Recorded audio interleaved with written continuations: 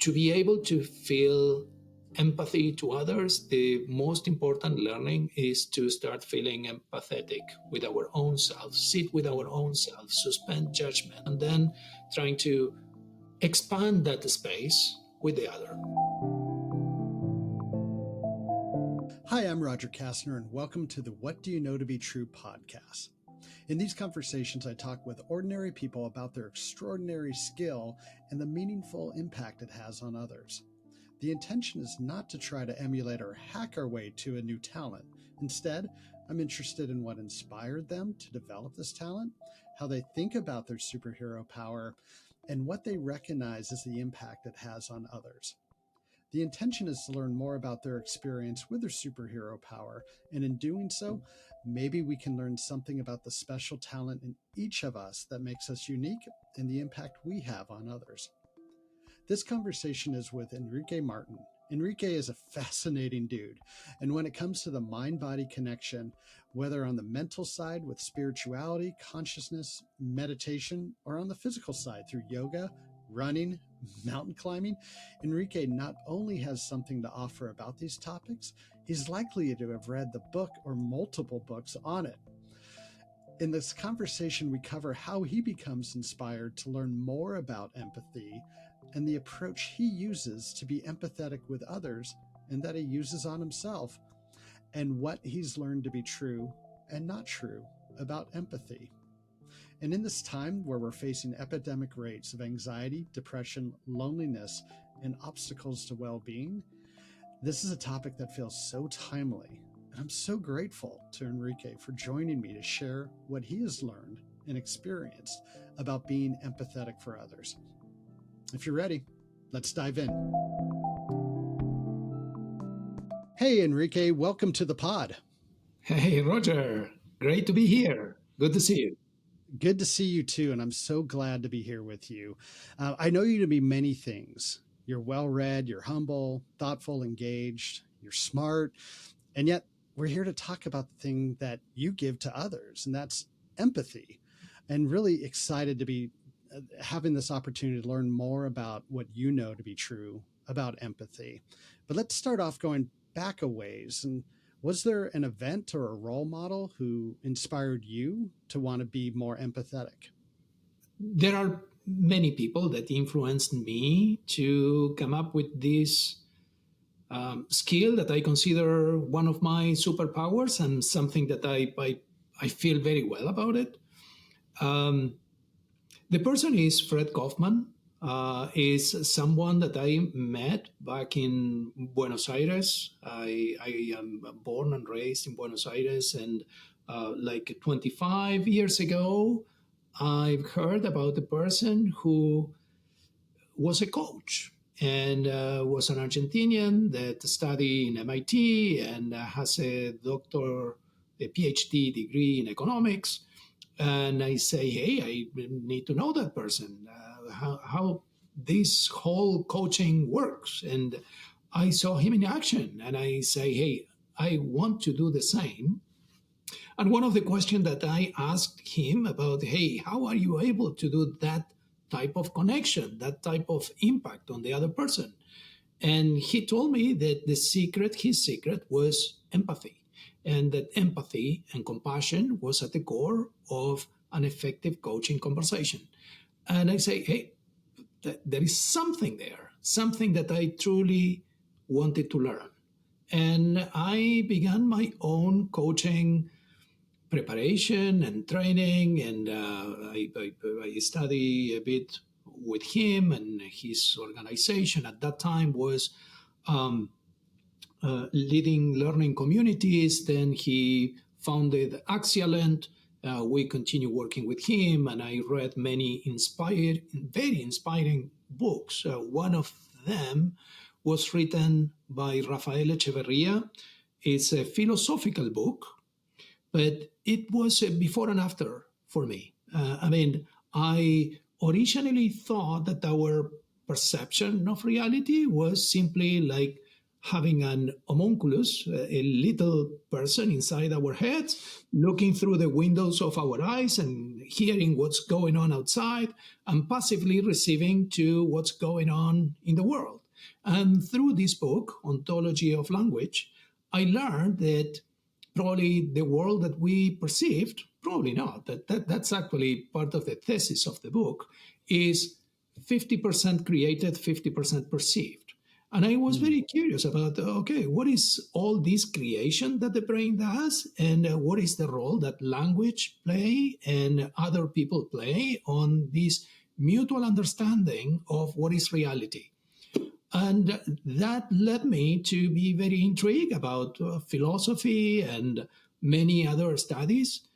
And I began my coaching certification and my preparation to become a coach and someone who can drive very effective relations, especially in the working in the professional setting. That is, it was not back in those days a very common skill. And that proved to me to be very rewarding, both in terms of my own career, but in terms of my own wellness and preparation. So all started by simply listening to someone who was an inspiration to me, and that was the kickoff of a long journey that, hey, after many years, here we are speaking about the same concept, empathy. That's, as you were walking us through that journey, it actually kind of reminded me a little of the story of Siddhartha and this sort of this discovery or this exploration or this desire to want to learn something so deeply and looking for something more. And yet, I think you said it at the end, it comes down to listening. It comes down to being present. It comes down to just being in that same space with someone. And it's probably much more complicated than that, but it reminded me of that journey. Do you think of your, of course you don't think of your journey as Siddhartha and on the path to, instead of enlightenment, on the path to empathy, but do you see some similarities there too? Yes, I see a lot of similarities, lots of differences. I mean, not necessarily you need to be enlightened to be empathetic, right? Yeah, this is a huge difference. But yeah, it's a journey, and it's a journey where there are so many things to learn, but way more things to unlearn, which is part of the common elements together with enlightenment, right? Well, that's my own understanding. I am not enlightened. I don't aspire to be, but given all the readings that I do, yeah, I think there is a lot of things that we need to unlearn.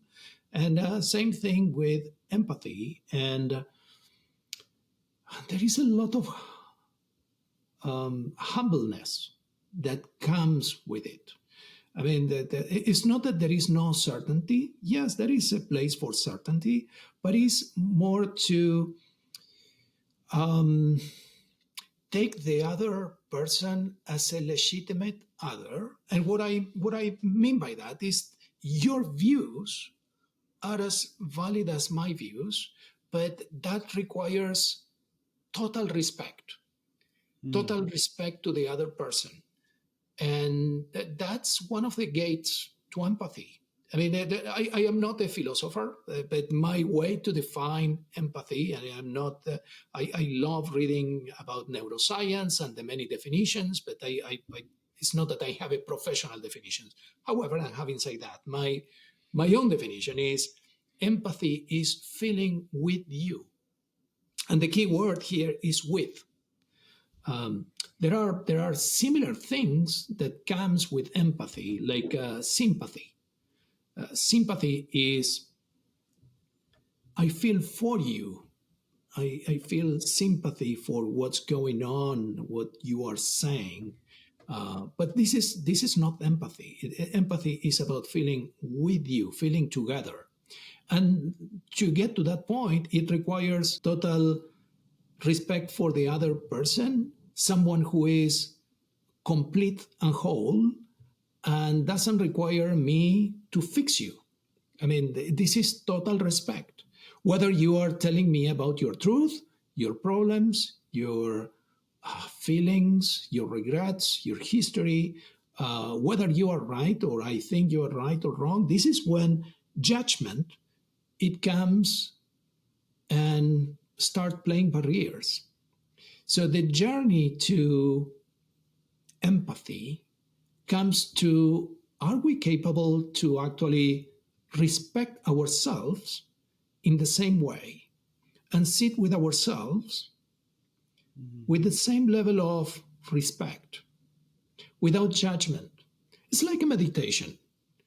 And if we are capable to sit with ourselves with this high degree of respect and this high degree of connection,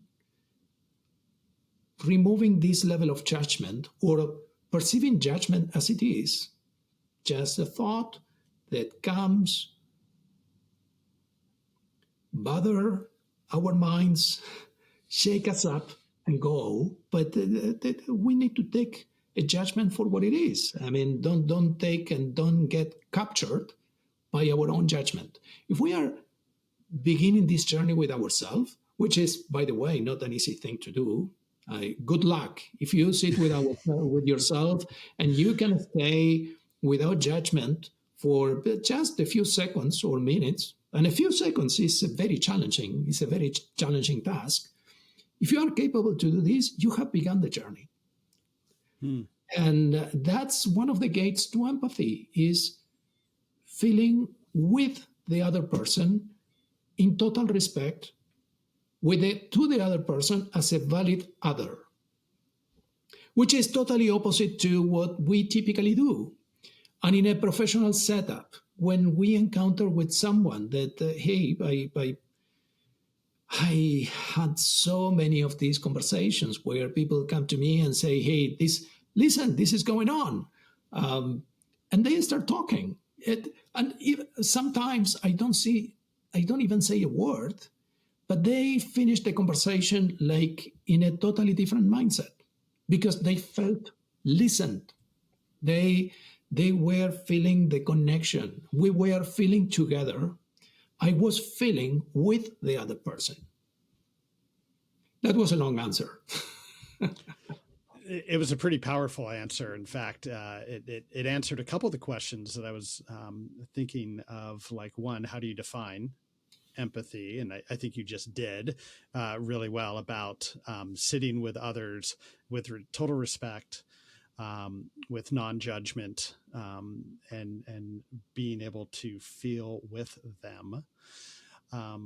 You did also talk about some of the challenges in sitting with non-judgment. And I loved how you started talking about that you have to be able to do that for yourself. You have to be able to sit with yourself with total respect for yourself, with non-judgment. And although you did make it clear that's challenging to be able to do that for any amount of time, but to really understand those, what it's like to feel with that other person, which probably means you need to be in touch with what you are feeling in that moment.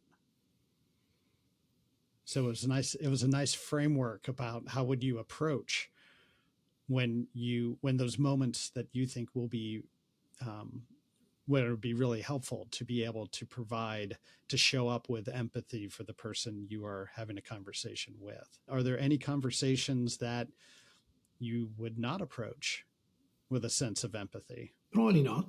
There are certain conversations that probably I maybe not prepare to. I mean, it's a journey, and I don't say that I am prepared to face everything with empathy. I am not. But I know that when I am able to connect with the other person with empathy, I am much more powerful.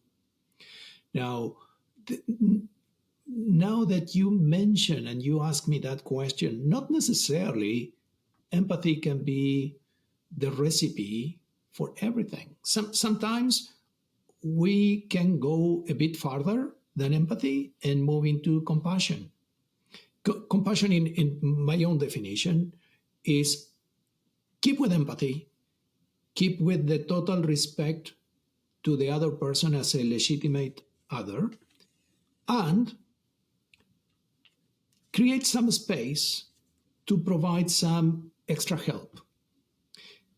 This extra help comes again with the total respect to the other as a legitimate other, and we asking permission and we providing some extra perspective. It's like moving to, in a different jargon, is moving from coaching to advice. But compassion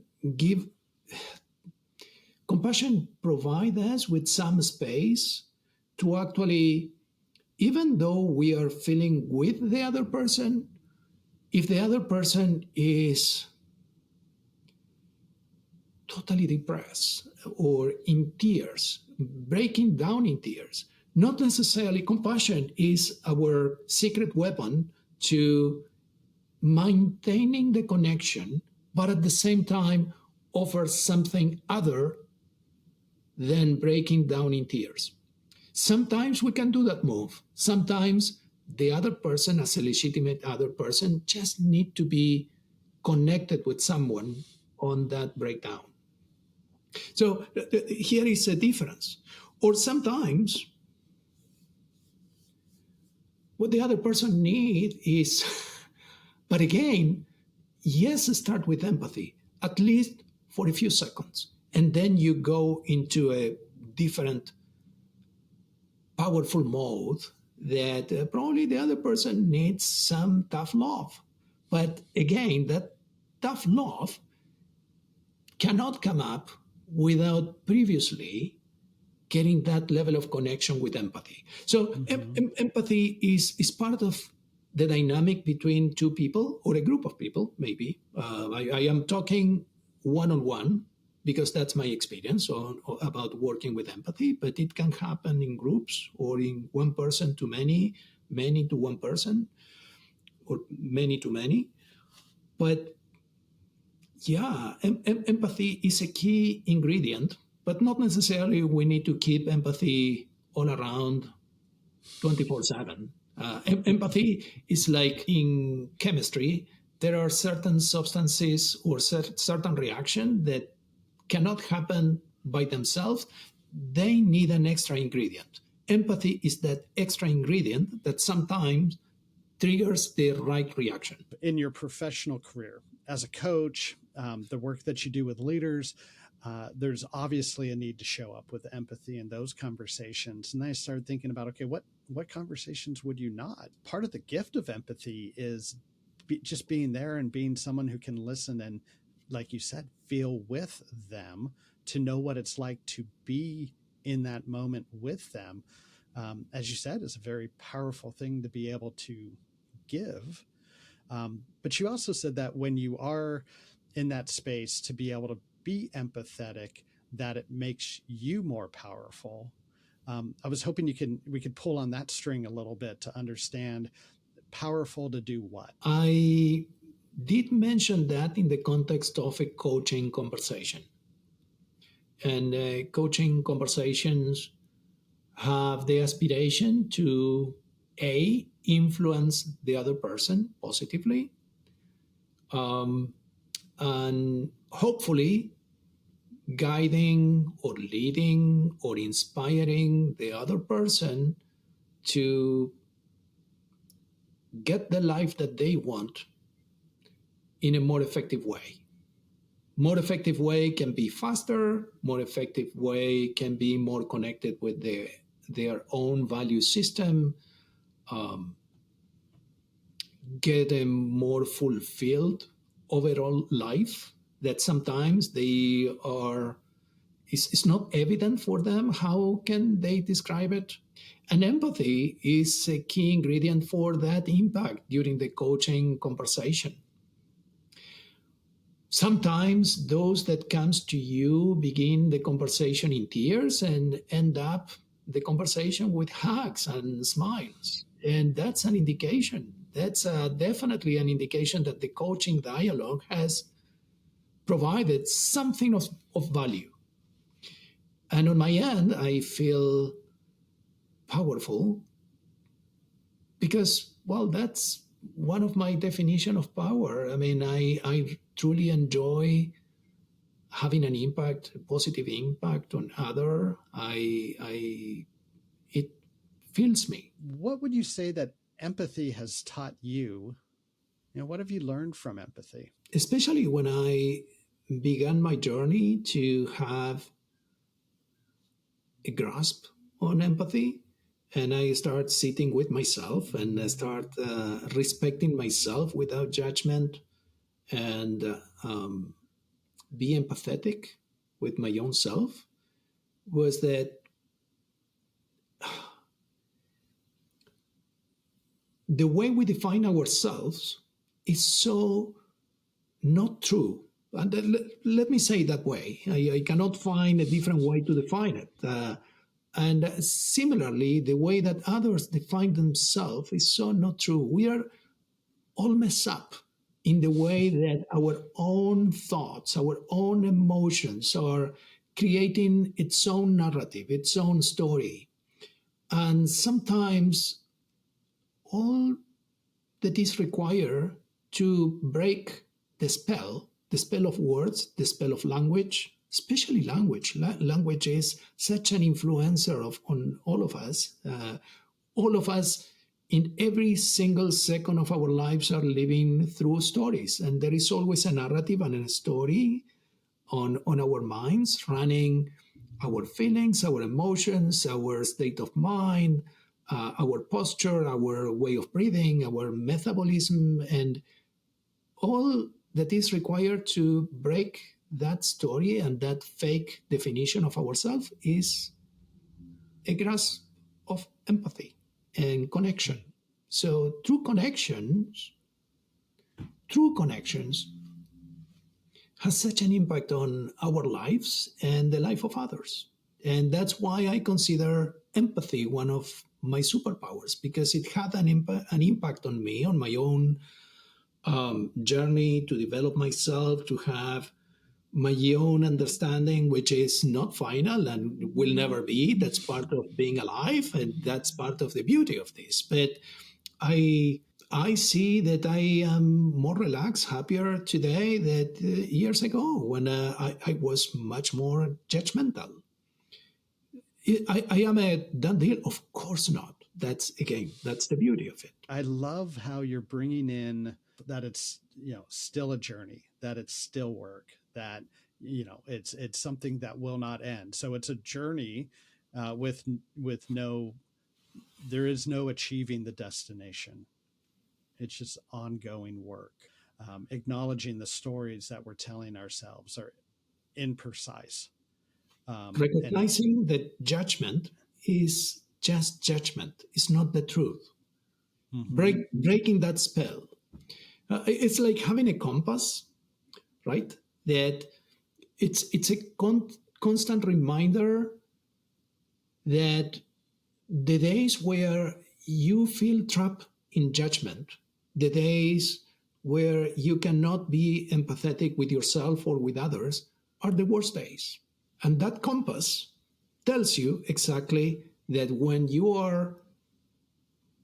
feel more connected with yourself, more empathetic to yourself, more empathetic to others, more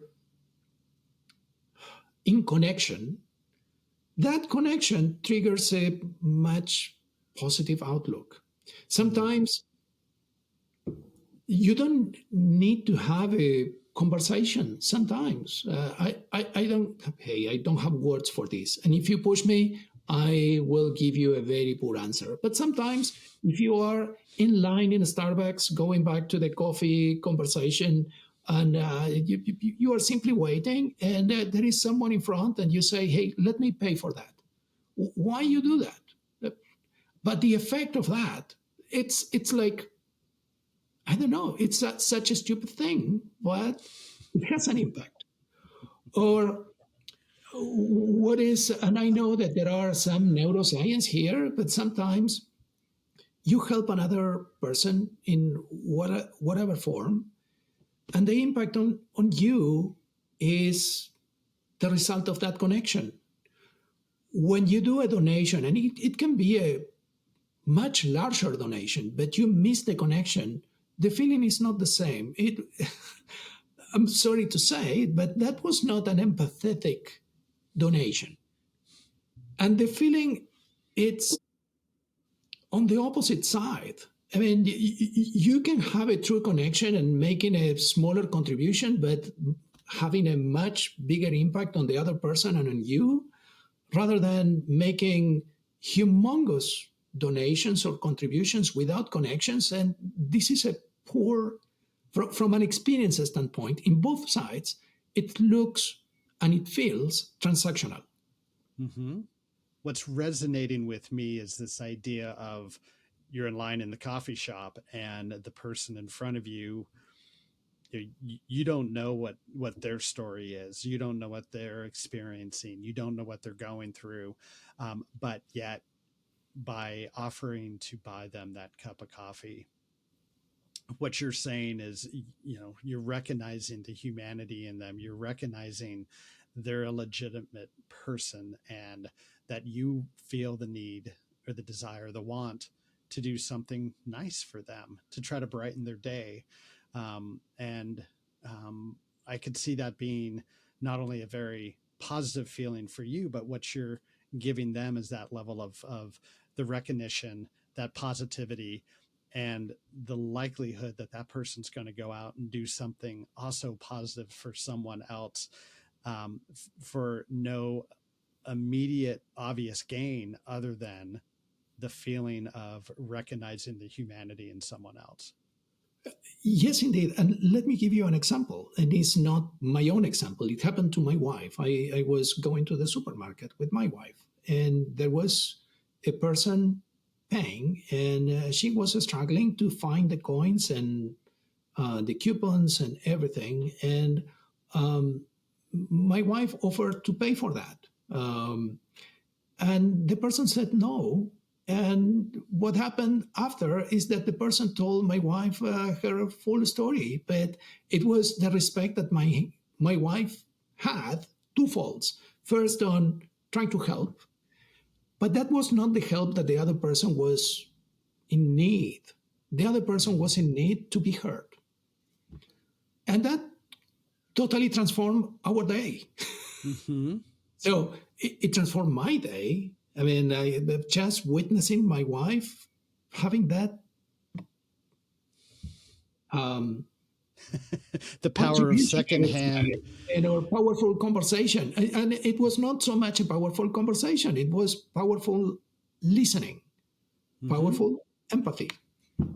So switching gears a little bit, you shared as you were answering one of the earlier questions about empathy one-on-one and empathy in groups and with audiences. You had told me before that you believe your superhero power of empathy is limited to the one-on-one interactions, and it diminishes when you are in groups. That it's something that doesn't feel like it's part of your superhero strength, is to show up with the empathy for groups. And that got me thinking, what does empathy look like in groups? My first thought is one-on-one, in having respect for that individual and seeing that they're a legitimate person and sitting there feeling with them. Get that in a group of 6 people, 60 people, 600 people. To me, that just feels like way too many signals, and you could go through, an overdose of empathy that you can't figure out how to function. And I'm sure I'm not thinking about that correctly, but could you share with me what you think empathy in groups looks like? Because I'd be interested in understanding that a little bit more. By creating a narrative, or creating a common energy, or creating a ritual. A ritual can be movement, a ritual can be singing together, a ritual can be many things, but they can create a sense of group of identity.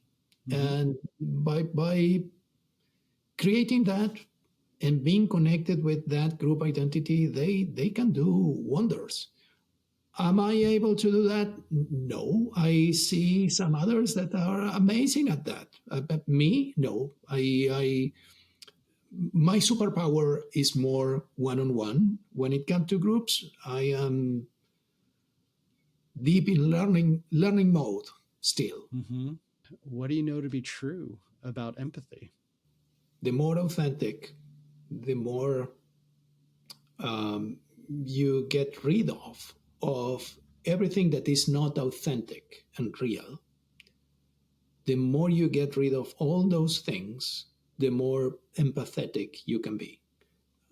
For that, you need to respect the other as a legitimate other. And that is also one of the main gates to do that is to feel with the other.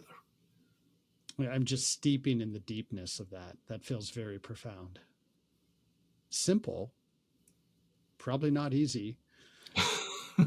Not the same thing. It can be, there are Yeah. many things in life that are simple and not easy. What did you believe early on about empathy that you've come to learn is not true? Well, I had a confusion between different understanding of what empathy really is. And the confusion was between feeling pity or sorry for others, um, sympathy, empathy, compassion, and they are all different. These are a description of different things. We feel pity or sorry for others when we feel superior, when we feel that we are in a different ball game, right? And that we are in a different narrative, and this is so not true. And there is a lot of judgment there. And by the way, there is zero connection. There is the other person and me over here feeling sorry or pity for the other person. That's zero connection. Empathy is not feeling pity, sorry, or whatever you want to the other person, about the other person. This is when there is no connection. This is about the other.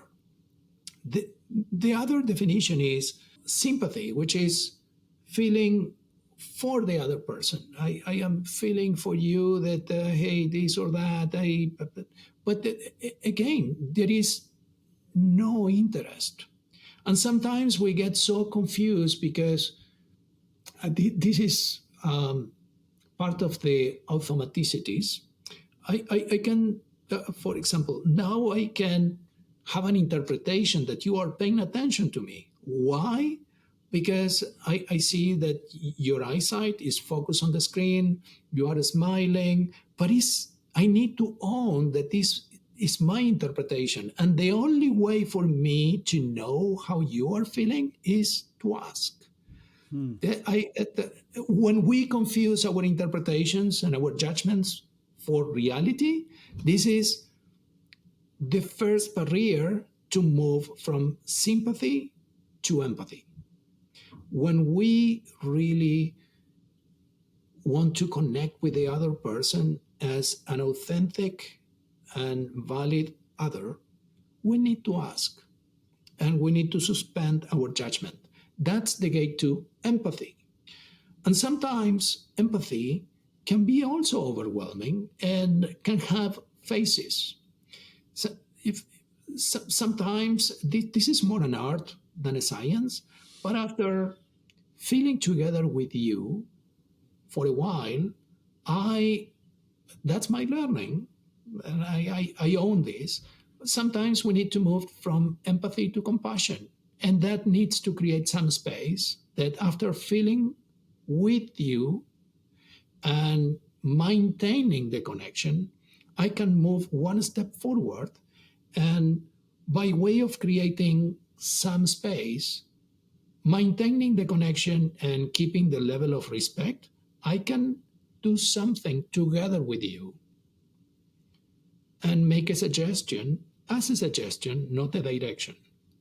And that's the flow. So, what I learned about empathy was, hey, there is a full range that goes from um, feeling about others, feeling for the other, feeling with the other, and compassion. And that spectrum, that continuum, has its own nuances. And the key gate is that level of connection. That this is that level of suspending judgment. That's why the first gate that I think we need to have in mind is to be able to feel empathy to others. The most important learning is to start feeling empathetic with our own self, sit with our own self, suspend judgment, to get to know what is true about ourselves, and then trying to expand that space with the other. Yeah, it's a cliche, but cliches are true most times around we have to adjust, put on our oxygen mask before we adjust the oxygen mask of others. Easy to say, easy to use it as a cliche. Good luck having that as a practice. I fortunately have never been on an airplane where I've had to put on an oxygen mask. I imagine it's terrifying in that moment when you have to do it. And it's not as simple as just saying, yeah, put on your mask, adjust the straps. Are you ready for the lightning round? Let's go for it. So fill in the blank. Empathy is? Breathing. Who in your life provides empathy for you? My daughter. Is there a practice or routine that helps you grow, nurture, or renew your ability to be empathetic? Meditating. A favorite book or movie you recently watched that you would recommend that has empathy as a theme? The book that has helped me to reframe my world map is Ontology of Language. What is one thing that gets in your way of being empathetic? Disconnecting with my own self. And what is the first step of being empathetic that you suggest to others?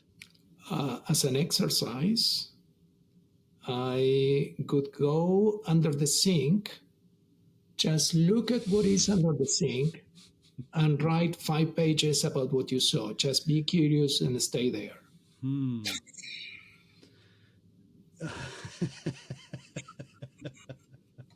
When I think about going under the sink, I start thinking about having to do plumbing. As my father-in-law taught me, anytime you're touching the plumbing, it's going to take 4 times as long and involve at least 2 trips to the hardware store. So you might have just triggered a little bit of an anxiety attack for me in thinking about looking at the sink and what that involves. And yeah, that's something you want to start first thing Saturday morning, because you might need the whole day and maybe the whole weekend working on it. But you weren't saying fixing the plumbing, just writing down what you see. By the way, I acknowledge that this is a wacky exercise, but hey, this is... I love it. I was just putting myself under the sink with a different intention, but the idea of, and it could be anything, right? And it's that exercise of, the 5 pages of writing down what you saw. There is an exercise in another book, Zen and the Art of the Motorcycle Repairment, I think it was. The author was trying to learn how to write. And one of the exercises was standing in front of a wall and just making a summary about what he was seeing, was perceiving in the wall. And he was stuck and he couldn't progress. All of a sudden, someone who was working with him on that just say, why don't you change your focus? And instead of looking at the wall, just take a look at what is minuscule in the wall. And all of a sudden, he was writing like 10 pages about that. So just that change of perception can trigger a totally different reality. You're the second. What word or phrase describes what empathy feels like when it's had a positive impact? Feeling grateful. So if a listener wanted to ask you a question or follow you, where would you point them to? The social network that I am more active at is LinkedIn. My name is Enrique Martin. Just make a connection and let's engage. Well, Enrique, like every conversation I have with you, I always learn something. I always feel a deep connection with you. And I really appreciate you taking time to share with us what you know to be true about empathy. Likewise, Roger. Good talking to you. Good talking to Awesome. you too. I am grateful for the lessons that Enrique shared with us today. I learned that having true empathy for someone is when we can sit with total respect of the other person without judgment, acknowledging that they are a legitimate person who is creative, resourceful, and whole, and feel with them. I learned that empathy is different than pity or sympathy, which carries with them a judgment of being superior over the targets of our emotions. And I learned that the journey to being more empathetic with others starts with and continues all along the journey by being more empathetic towards ourselves, to sit with ourselves with total respect for ourselves, and to not be judgmental and acknowledging that we are a legitimate person. In other words, adjust your oxygen mask first before attempting to help others. And as we discussed, it sounds simple, but it sure ain't easy. Coming out of this conversation, the reflection question I have for myself is, what judgment do I have for myself or others when I'm applying my talents in service of them? And am I going into those situations from a position of empathy or compassion? Or is it from a position of pity or sympathy? If you're not sure what your superhero power is, one of the easiest ways to figure it out is to ask a trusted friend or colleague. As a heads up, they're likely going to ask you what you think their superhero power is, so be ready with a response in advance. And thank you all for listening in. If you like this pod, please do us a favor and give us a review or click that like button, whichever platform you're on. Thank you for doing that. It's the best way to help others discover this podcast. What Do You Know to Be True is a 3 Blue Pens production. I'm your host, Roger Kastner. We are recording on the ancestral lands of the Duwamish and Suquamish people. To discover the ancestral lands of the indigenous people whose land you may be on, go to native-lands.ca. Okay. Be well, friends. Yeah, my high school chemistry teacher would be very proud of me, some 30 plus years remembering one word from all of my chemistry lessons. So did I answer? I want to check. Sometimes I go on and I want to validate that I am answering the question that you are asking me. I'm at this point, I'm not sure. The question was, language is, well, actually, I heard the garage door open and close. Can we do it again? Yes, go for it. Yes, I'm sorry about that. Yeah. No, it's fine. I was trying to think, like, is that the laundry machine or is that the No, garage it's the door? garage. Yeah, The garage door. Yes, yeah. and the dogs downstairs because my kids. Right. I have not heard your dogs, but yeah, there was a low rumble there, and I'm like, I don't know how to edit that out. Yeah, sorry for interrupting. I was going to make a joke about secondhand empathy, like secondhand smoke. Yeah.